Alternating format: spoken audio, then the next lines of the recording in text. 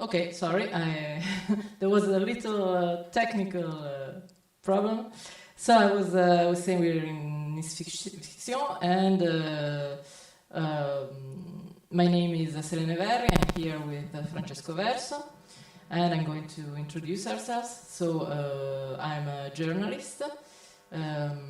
We are both Italian, so this is the funny thing here today, that there are two Italians speaking in English to at least partly a French audience, and which is a bit also part of the topic of this conference.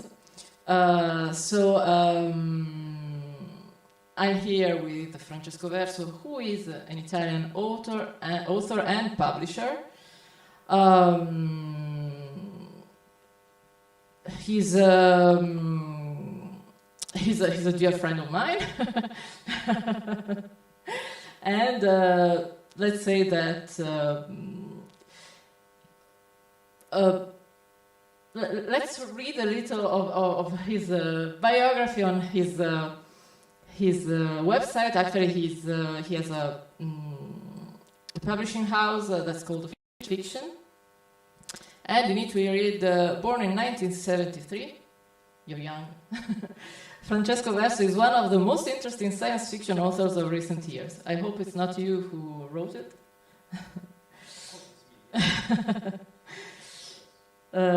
Since 2008, he has devoted himself full-time to publishing, both as a genre author and as an editor of the Future Fiction Project.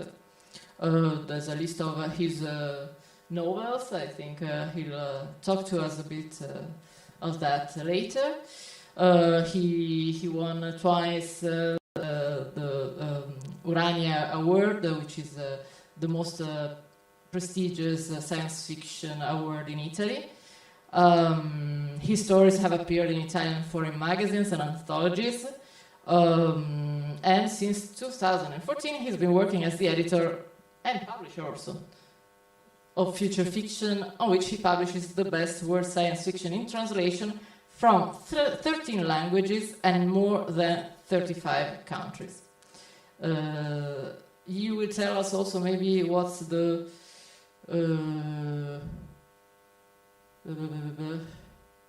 Fishing Fortress Science Fiction Academy of Chongqing. Okay. So, what are we going to talk about in this panel? If I have understood right, this panel is inspired by an article that you wrote on Apex magazine, which plays a bit on a pun between wonder, the sense of wonder written with an O, and sense of wonder written with an A, as you can see in the behind us. So all this contains some interesting considerations. Can you tell us a bit about it? Yes, thank you, Helena.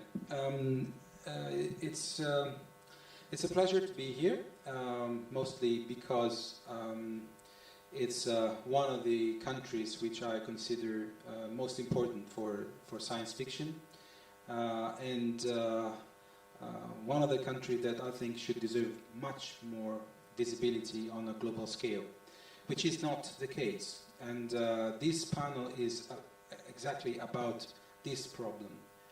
What happened to the futures that should be represented much better on a global scale?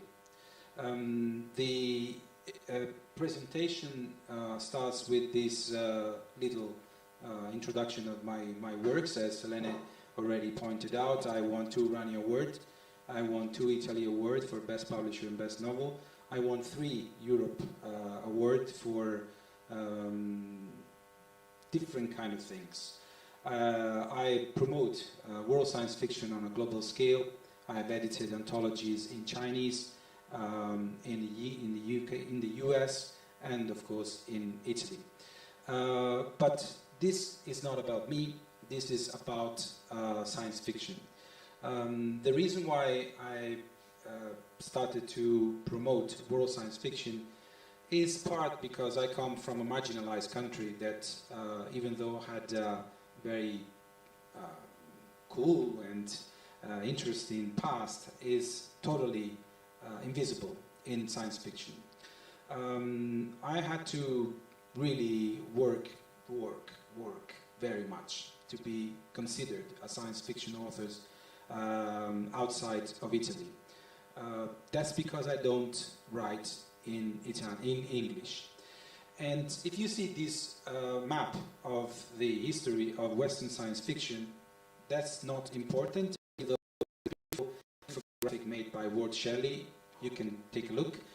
It basically tracks all the genre and subgenre in science fiction.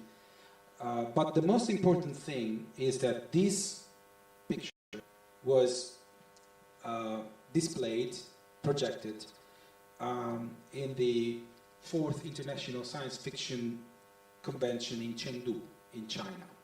When I was invited there, I asked myself, why do you have the history of Western science fiction on your wall? Why don't you have the history of Chinese science fiction on this beautiful convention? They were really puzzled. They were so convinced that that picture before was the only representation of science fiction that I never thought of making their own. So 6 months later, thanks to the work of Future Affairs Administration, they told me, look what we did. This is now our representation of the history of Chinese science fiction. This example is to show that, unfortunately, the idea of science fiction has been taken by one culture, one market, one economy, and one vision of the future. Some years ago, one guy, this guy here, William Gibson, he said, the future is already here, but it's not evenly distributed. So some people might believe that the digital divide still plays a role in the distribution of technology and innovation. Well, it could be true when it comes down to accessibility and availability of some technologies. But actually, it's not really true. There is a new paradigm emerging in the last 20 years, and it's been very clearly stated by another important science fiction author, Ian MacDonald. He said that when a piece of technology like this, a device that we know very well, comes out in the market, is exactly the same level of technology whether you are in Tokyo, whether you are in Kuala Lumpur, or Nairobi, or Rio de Janeiro, or Los Angeles. What is the difference? The difference is that different people, different culture, do different things with the same technology. So there are emerging elements in science fiction that says that, for example,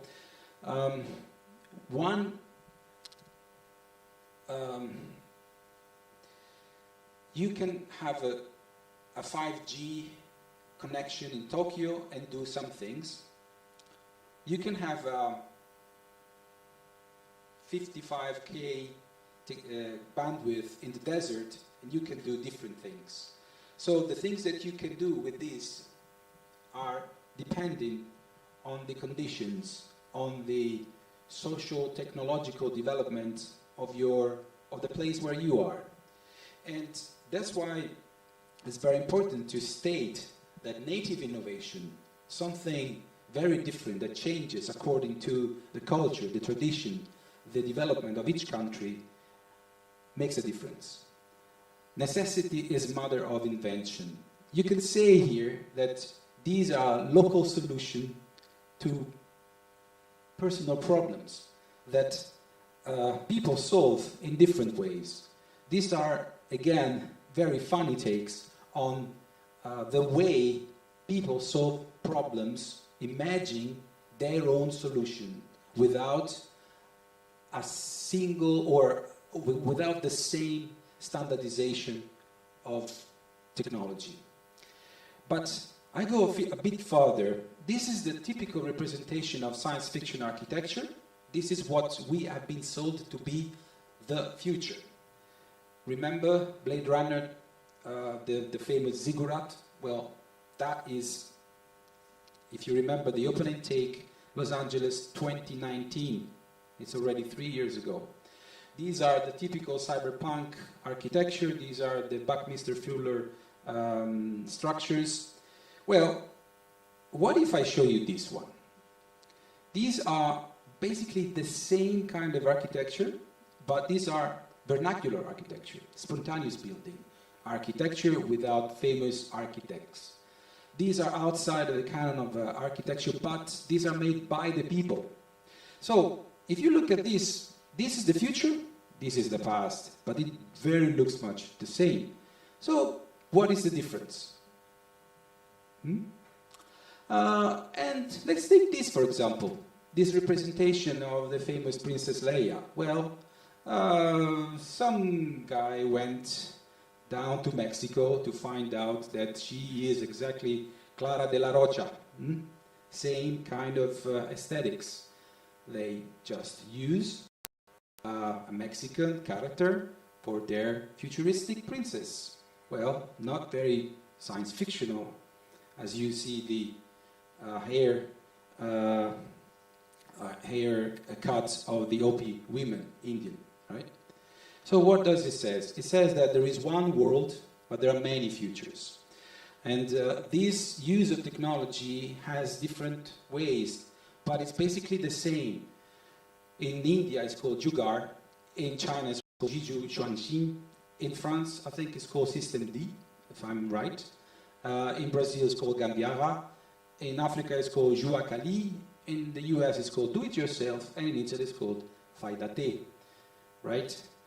So, the situation in science fiction is this. 80 years of cultural domination has created a situation when one big white hole attracts all the stories from the world into the US and the UK, and it doesn't give back anything. All these English-speaking countries are absorbing the narrative from other countries, and there is a flow of translation, there is a flow of copyright fees, royalties, jobs and skills that go into one market. They all want to jump on the big market, onto the English market. And on the other side, and then the result is that there are easy and fast translation from the English market to all the other markets of the world, but nothing gets in. The study by the Rochester University says that only 3% of what is published in the US is actually a translation. And in that 3% are included all the languages of the world. This is the kind of openness that the US market has. On the other side, and this is the situation. So all the other languages of the world are squeezed into these 3%. There is a total lack of translation.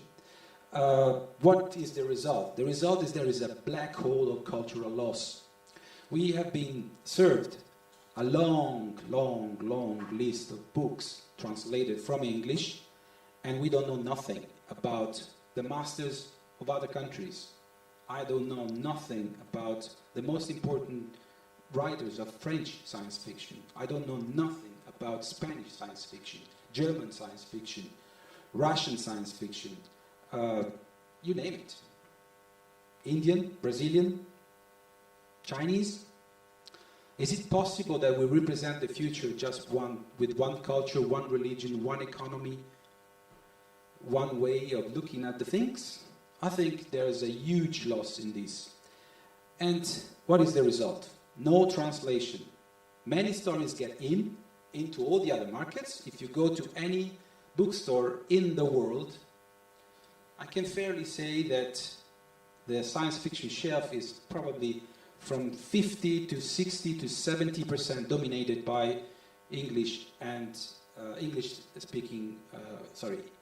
Anglophone titles. that creates a situation where the local markets are totally marginalized, the writers are pushed to abandon their language, their identity, their culture, to jump on the big ship. I was in Utopia. In 2015, I was in a panel with Christopher Priest, talk about European science fiction. He was, of course, invited because UK was still in Europe.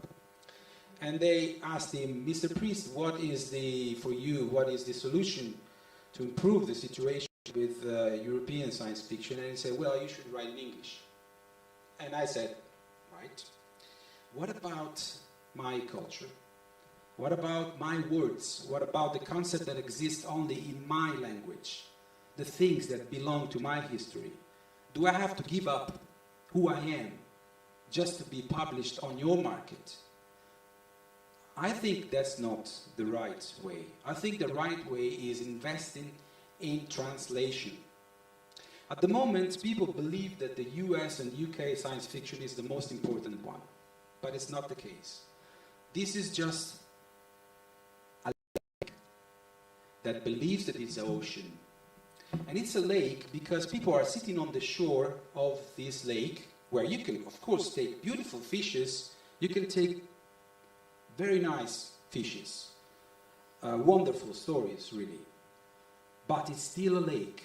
That means that if you want to really go and take the white whale, the creatures of the abyss, the wonderful creatures that populate the high sea, you need to go on a boat.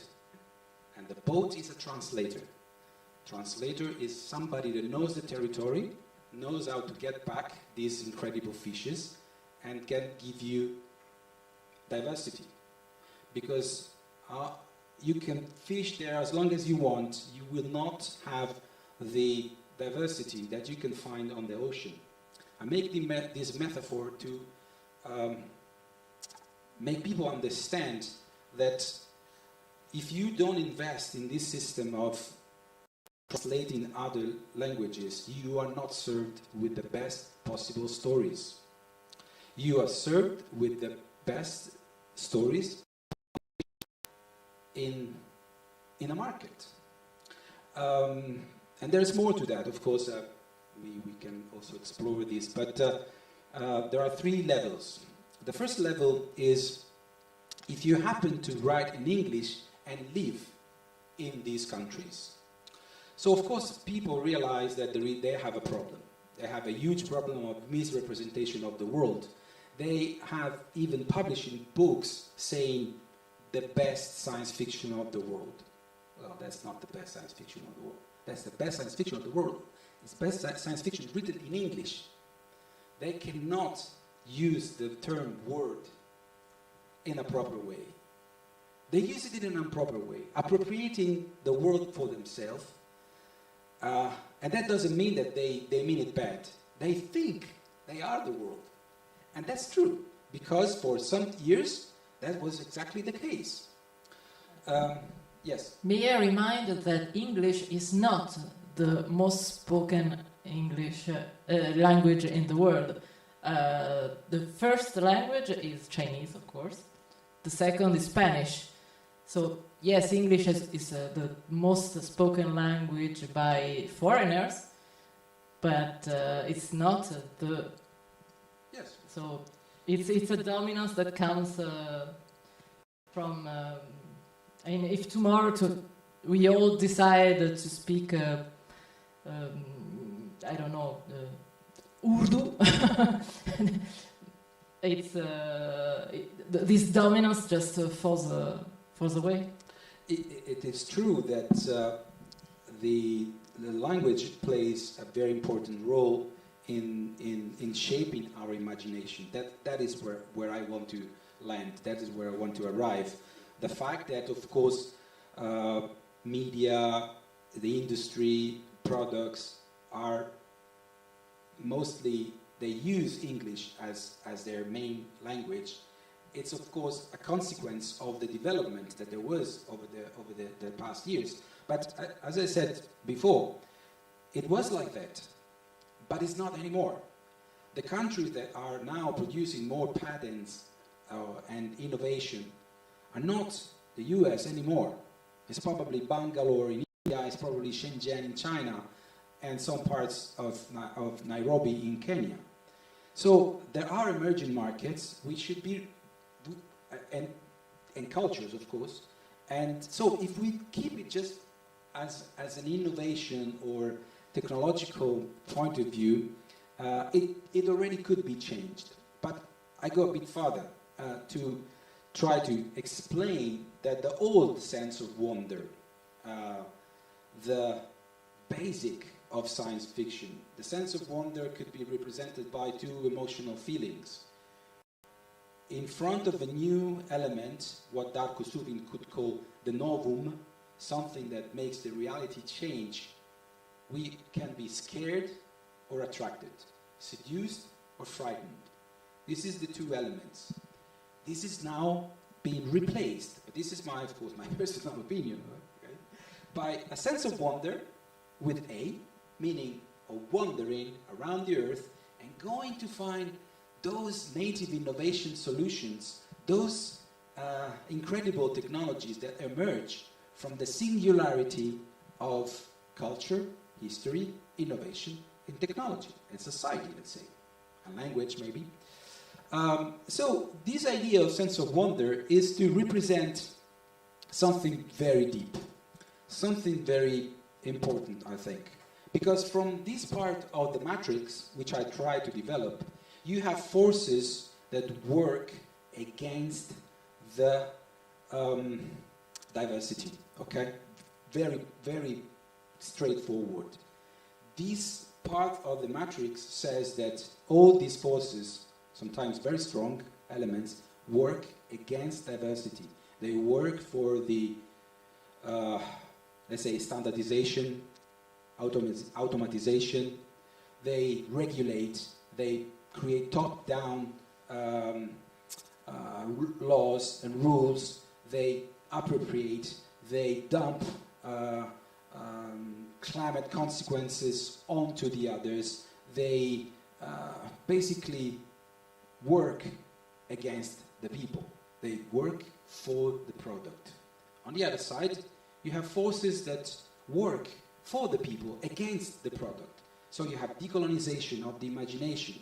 You have anti-capitalism. You have the climate justice. You have decarbonization. You have this is something very interesting that I want to point out. The use of language.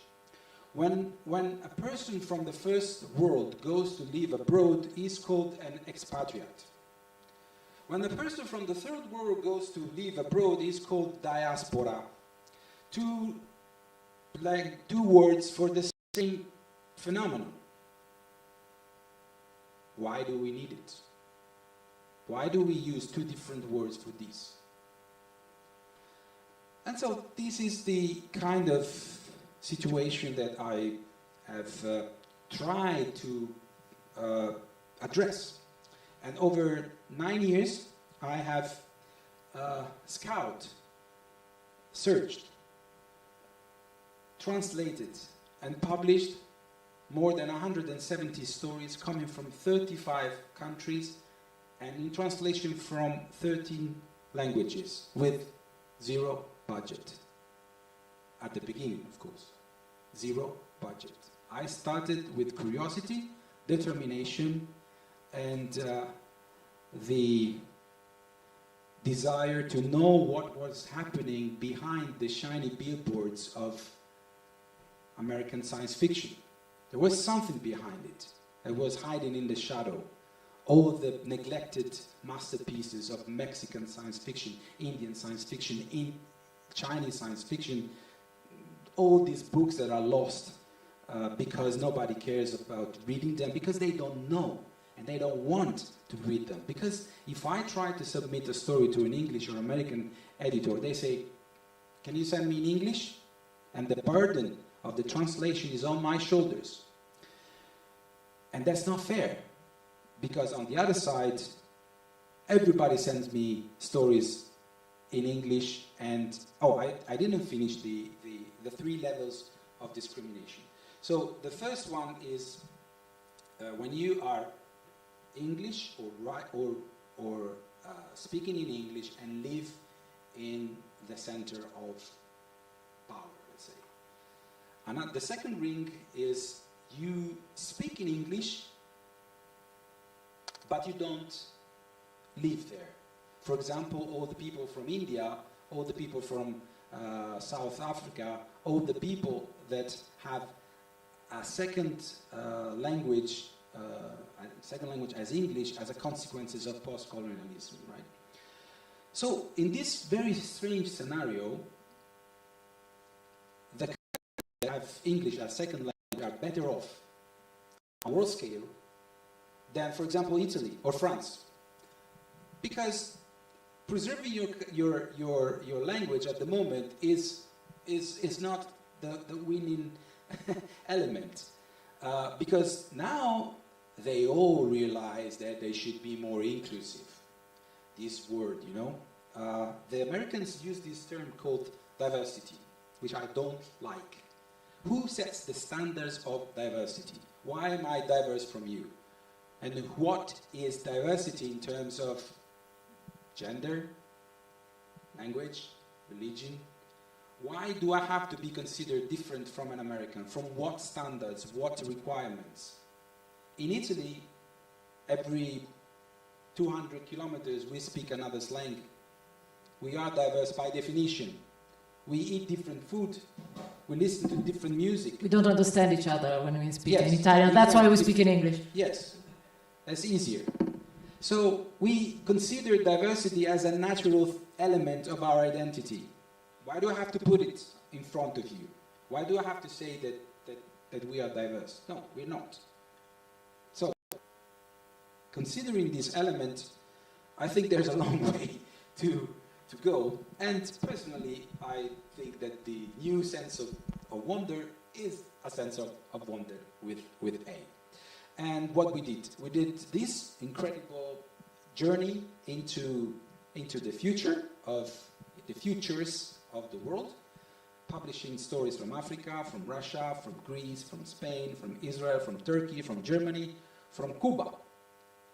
We published stories from India, from the subcontinent, from Bangladesh, Sri Lanka, Pakistan, Botswana, and China. We went even further than that because we try to preserve the biodiversity of the future. I don't just want to preserve the culture, I want to preserve the language from a possible linguistic catastrophe.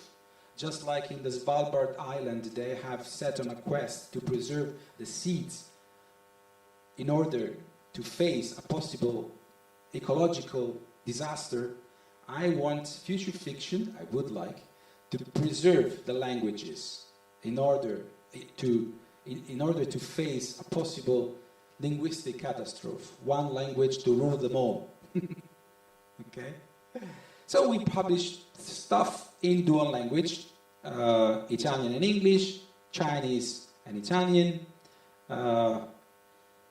and also the other way around, translating from Italian into English. But this is, of course, more complicated. We have a lot of books in dual language. We publish more than 5 anthologies of Chinese science fiction, 10 books altogether. Today, Chinese science fiction represents the biggest and most important innovative science fiction. They are kind of living a preview of the future, whether it's good or bad. I leave it up to you, but they are indeed making the old traditional culture of of China mixed and projected into the future. This has created incredible stories. Maybe you heard about Liu Cixin, The Three-Body Problem. That is a book that sold 5 million copies in China and 300,000 copies in the world. They are now investing so much in science fiction that, as you mentioned, they created a center for the development of science fiction in Chongqing, which is, by the way, a city of 25 million people. You can imagine the size of it. And they are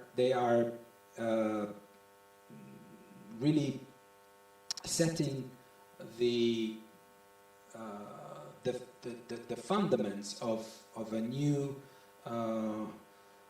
generation of science fiction authors. This is, of course, a delicate matter because in China, science fiction was considered something coming from the West, so it was kind of polluting the spirit of the Chinese people. It was criticized. It was even censored up to the 90s. Now, the government completely changed its point of view on this because they believe that science fiction is read by the young people, and the young people represent the future. So if they want to feed and nurture their future, they have to nurture the young people. And now they are really supporting the development of science fiction. Of course, there's a long way to go. They are aware of it. They need to fail many times, but they have the capacity, they have the numbers, and they have the skills to do it. I have a question. What about censorship? Yes. There are. Let's say it is a bit different than what we think. There are two levels. The first level applies to a state censorship, which is you cannot criticize the party directly. The second element is more cultural. There are sensitive topics which the Chinese culture don't really like. For example, explicitity. If you write something that is too explicit in terms of violence and sex, they feel embarrassed, okay? And that has nothing to do with the censorship. That has something to do with the cultural differences, okay? I personally think that we went way too farther in the representation of violence and sex. I think we are really indulging in pornography of violence. And we see the really low bottom of this when you turn on TV and you see that there is a guy killing people, children in the schools. If I may add something to this, psychologists are saying that actually all the violence that we see on TV as having devastating psychological effects on the population, meaning that, for example, we perceive it to be more dangerous than we are. While we are living in a society that is mostly safer than in the past, we have the perception that it's more dangerous. And there are also other effects, but this is the main one. So, I understand what you say. Yes. I can say that, of course, there is a different sensibility. Remember that China has an alien way of writing, an alien way of eating. It's really the aliens in a very good way. I say to them in their faces, I mean, we are alien to each other, right? So this is a problem of establish a communication, and of course we need to be careful about each other's differences. That is the first element of communication. So in some cases I had been, as I censored, but it was not a censorship. It was something that the editor told me, look, this scene is probably going to affect the readers. They will not like it. Can we change it? But I can tell you that the same words were said to me by a US editor saying, look, I don't understand this because this is too Italian. Can we change it? So it is a matter of adapting one culture to the other. That's why, again, you need a translator to do that, because that's the best way to adapt one culture to the other. Try to make it work. So, yes, there is this, but when it comes to science fiction, I publish stories that you could say, really, this was published in China? Yes, they are very tough and strong and don't believe that what the propaganda is saying is believed at the bottom. We're talking about 1,400,000,000 people, many of which are not happy with the situation. The situation is getting worse in the last 10 years. Before it was much more open. So we could say that this problem has different phases, different elements. Can you make an example of something that we wouldn't expect could be published in China? Well, I'll make you an example of something very, very strange. I published a story, which is, by the way, that story, La Nave Verde, the green ship, the comic. So this story is about people that migrate from North Africa to Europe. They're stopped by the 3D printed wall. They're stopped anyway at the sea. They are rescued by a ship, and this ship takes them on an island on the Indian Ocean, waiting for a submarine eruption to create the condition to terraform an island where they can live. Okay? Oh wow, this is a very nice story. But the problem is these immigrants are Muslims. So, what can we do?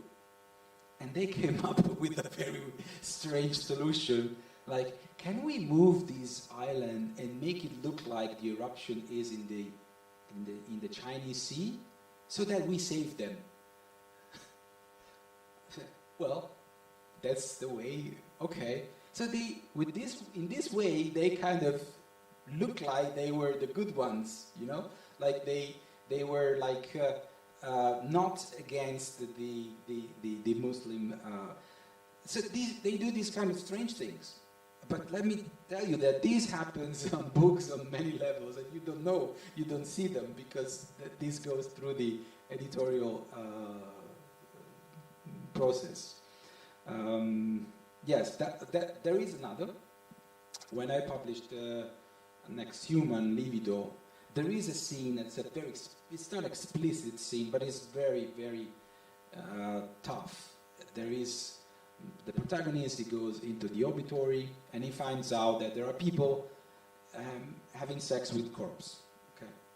So when they read that, they said, "Oh, can we just please remove this part, because, or make it look like it's, change it, because that's something they wouldn't accept." So these kind of things are for them the limit, you know. But it's much less than we thought. So then, just to finish, we also do books in English. We collaborate with different institutions. I've edited Apex Magazine, international edition, where I scouted for some authors to be translated into English. And I've edited Meteotopia, which is a book about climate injustice, how the climate change affects some countries more than others. Of course, if a tornado hits the US, where everybody has an insurance, is one thing. If it hits Haiti, it's kind of different. And this was commissioned by the Co-Futures, which is the University of Oslo. And then we started to do also comics. Comics with the same concept, bringing the native innovation, bringing the world into science fiction. So these are Chinese science fiction stories. This is Peruvian science fiction story. These two are Italian. And we will do more about that. So we'll do Mexican, we'll do other things. But this is also to let's say, include other media. So future fiction now is transforming from a multicultural platform to a cross-media platform. Some of the stories are being adapted into audiobooks and more collaborations, hopefully. And I leave you with a joke.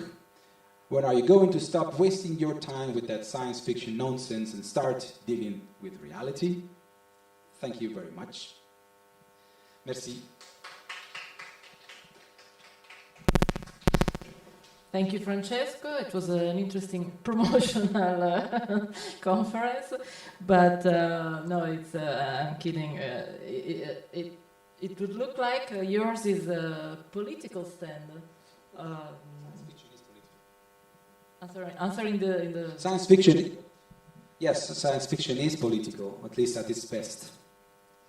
So I would pass on to questions, if you have any. I would like some. How do you feel about what he said? If you're not too depressed. I can. As you are. We can repeat it. You can repeat it for the people.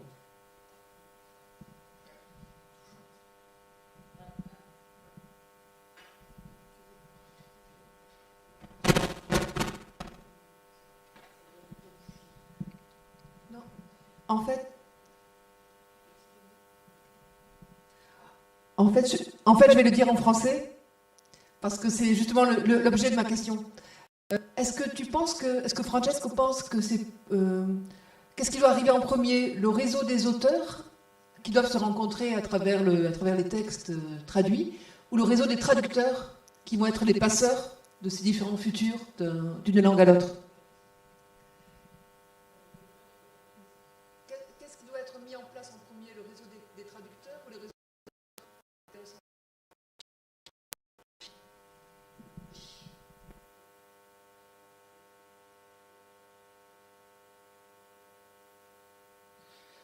Thank you. Well, I think first you need the authors. First you need the stories. The quality of the selection is so high that are being called to edit anthologies in other countries.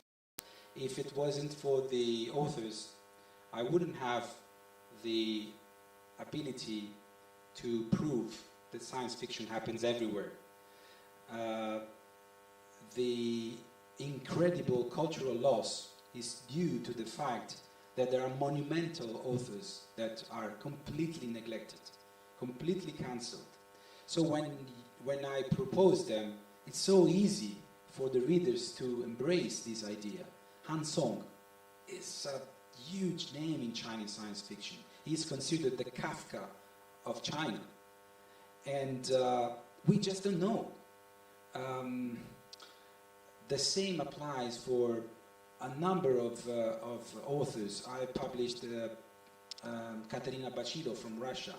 She is such an extraordinary author, but she writes in Russian, so it's impossible for her to submit a story to a magazine without a translation. I published Pepe Rojo, which is a huge name in Mexican science fiction.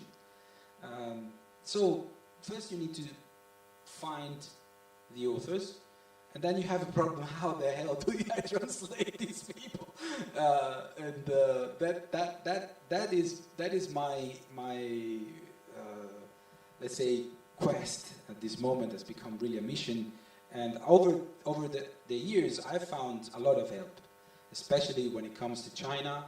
I've established an incredible relationship with the university. The University of Siena, the University of Milan, University of Turin, they all embraced this project. So the teachers that were used to translate very mainstream and old stories from a China that doesn't exist anymore, because you cannot translate stories from countryside Sichuan in the 70s. That country doesn't exist. And so the teachers said, okay, give us the story, and so that we can build a workshop. And I can tell you that we sell thousands of copies of the Chinese anthologies, just because they realize that they want to read new literature. And science fiction is addressing that more. The students are writing their theses on our books. We are creating cultural relationship with China, inviting authors to be here, I mean in Italy. But I would like to do the same for France, and I'm trying to do the same for Germany. Of course, that I don't know how I managed to do it, but it's very good. But for other countries, it's complicated. But I want to say this: it is not more expensive to translate from English than from French or from German. Or from Spanish, of course. It's the same thing. It's just a matter of laziness. I'm not willing to invest on a long-term project that could prove what I just proved. Of course, for other countries, it's more complicated. I translated things from Turkish, from Greek, from Polish. Then I have to, really takes more time, but it's not impossible. I did it without money. So, thank you.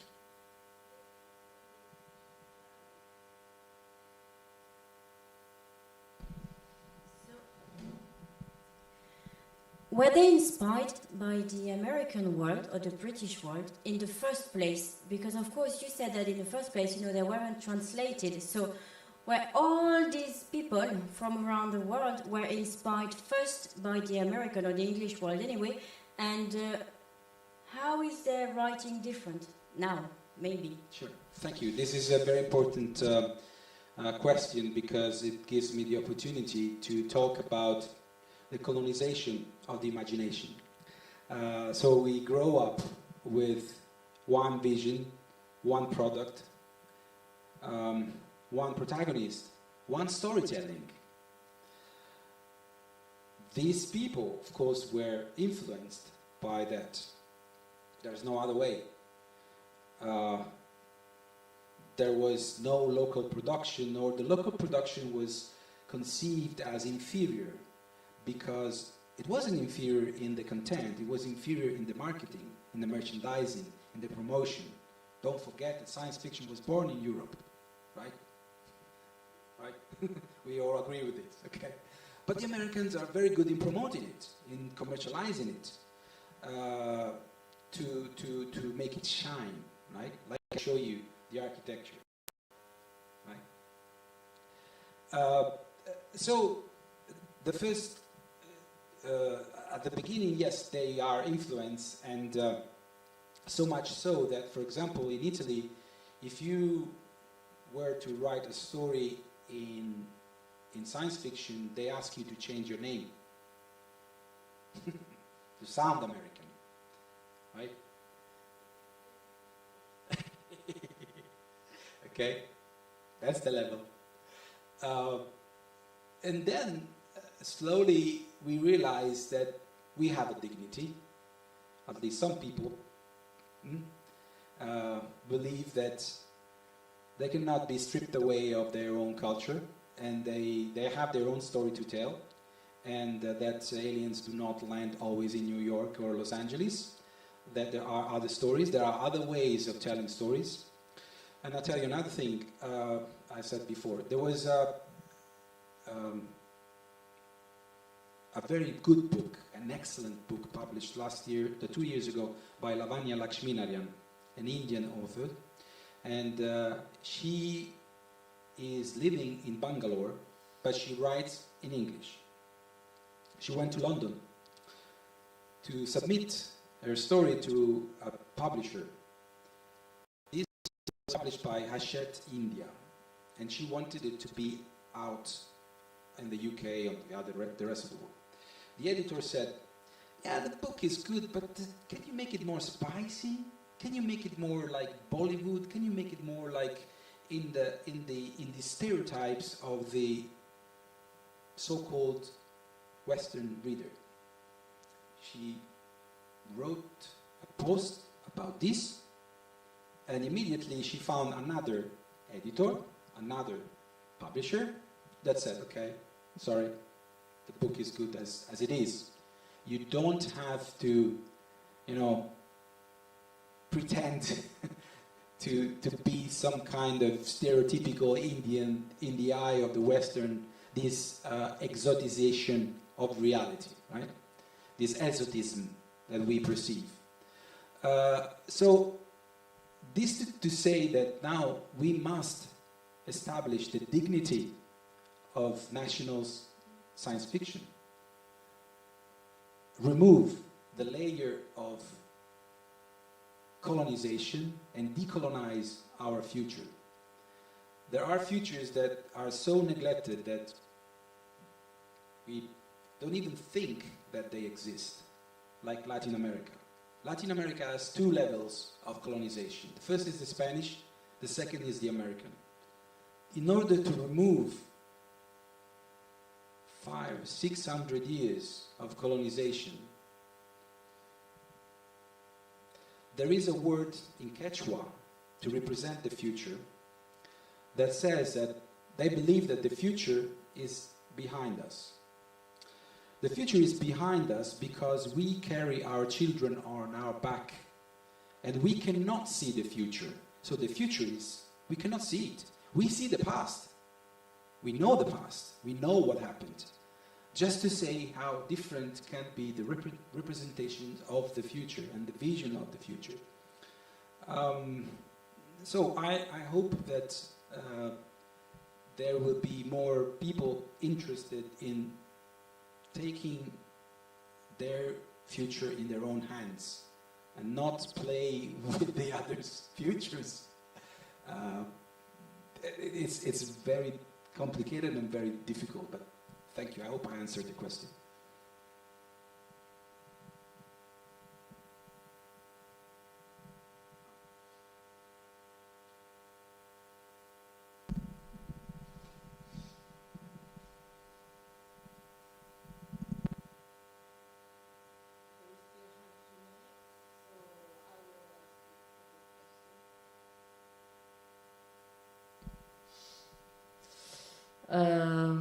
So yesterday we had this nice talk on Turkish science fiction, and we both noticed that in some cultures, like a Middle Eastern culture, it is harder to find science fiction. You said it's because of the dominance of American science fiction or Anglo-Saxon science fiction, which is of course true. But I would argue that it is also because it is a different culture with the different parameters, where even time itself, you just said it, that there are different kinds of futures and time is perceived differently. And maybe in some cultures it's less linear. The linear concept is more a Western concept. So I was thinking, imposing this kind of, expecting that another culture has science fiction, isn't that also sort of a form of colonization? Expecting that they have science that fiction? They have science fiction, that they have an idea of the future. No, it's like expecting that they eat. Yes, I do expect they eat, because science fiction is like having a representation of your future. Is what kind of vision you have for the next generation, for the development of your territory. It could be static, it could be a kind of never-ending present, but still that is yours. So if that is the case, then you are entitled to have it. I'm not imposing any and I'm not expecting to find anything. I am just listening. Whatever that comes, whatever kind of music comes from that, even if it's a music that I cannot recognize, but still you are entitled to play it. That is the thing. I hope that answered the question also. Another question. We just had this panel on genre in the science fiction world and fandom and etc.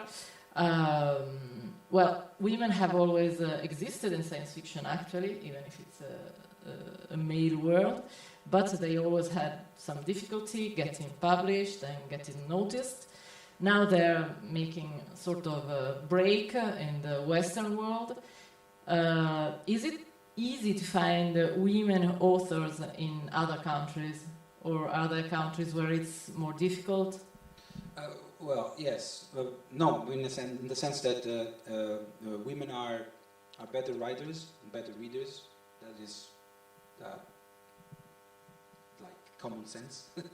And I can tell you that, for example, for my experience in China,